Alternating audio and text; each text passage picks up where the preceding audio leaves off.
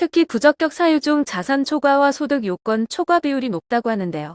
당첨 후에 부적격 판정을 받거나 포기하는 경우에는 사전 청약 당첨일로부터 6개월간 다른 공공사전 청약 단지에 대한 당첨이 제한되는 만큼 신청자의 각별한 주의가 필요합니다. 잠깐 구독, 좋아요, 알림 설정까지 부탁드립니다. 안녕하세요. 대금TV입니다. 오늘은 저번 시간에 이어 청약에 대해서 알아볼 건데요. 그 중에서도 뉴홈 정책에 대해 알아보겠습니다. 뉴홈, 작년부터 많이 들어보셨을 텐데요. 뉴홈은 2023년부터 윤석열 정부에서 추진하고 있는 공공주택 50만 호의 새로운 브랜드로 청년과 무주택 서민들의 주거 희망 복원을 목표로 하고 있습니다. 저번 영상에서 민간 분양과 공공 분양의 차이점을 설명드렸는데요.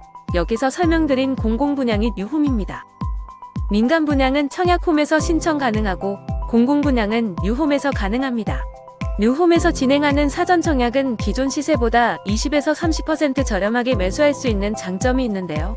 생애 최초, 청년, 신혼부부 등 특별 공급 대상에 우선권을 부여한다고 하니 해당하는 특공 유형에 신청한다면 좋을 것 같습니다.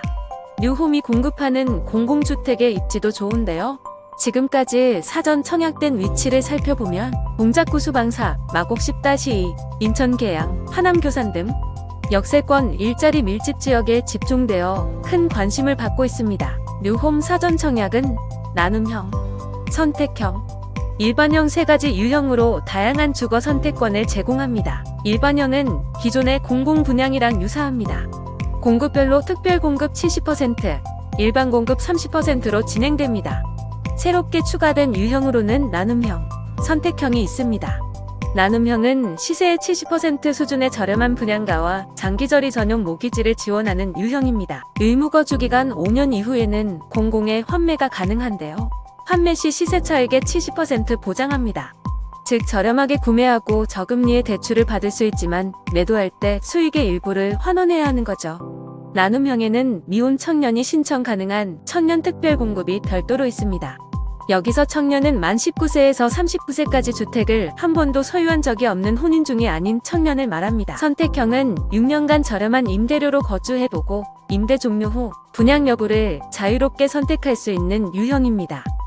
분양 시 나눔형과 마찬가지로 장기저리 전용 모기지를 지원하고 청년 특별 공급이 있습니다. 다음으로 뉴홈 사전 청약 시 유의사항 및 청약 조건에 대해 알아보겠습니다.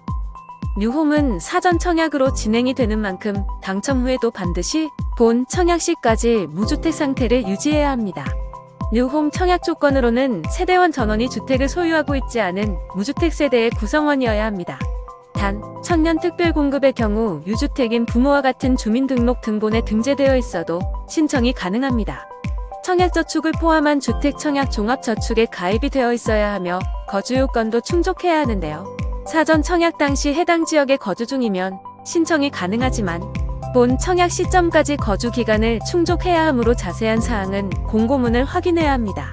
마지막으로 소득 및 자산 요건을 충족해야 합니다. 소득 기준은 공급 유형인 일반형, 나눔형, 선택형에 따라 다르고 공급 방법인 특별 공급과 일반 공급에 따라 다른데요. 자신이 희망하고자 하는 사전 청약 부지에 입주자 공고문을 잘 살피고 공급 유형과 공급 방법을 비교해 소득 기준을 확인하는 것이 좋습니다. 소득 기준에 대한 자세한 사항은 뉴홈 홈페이지에서 확인 가능합니다.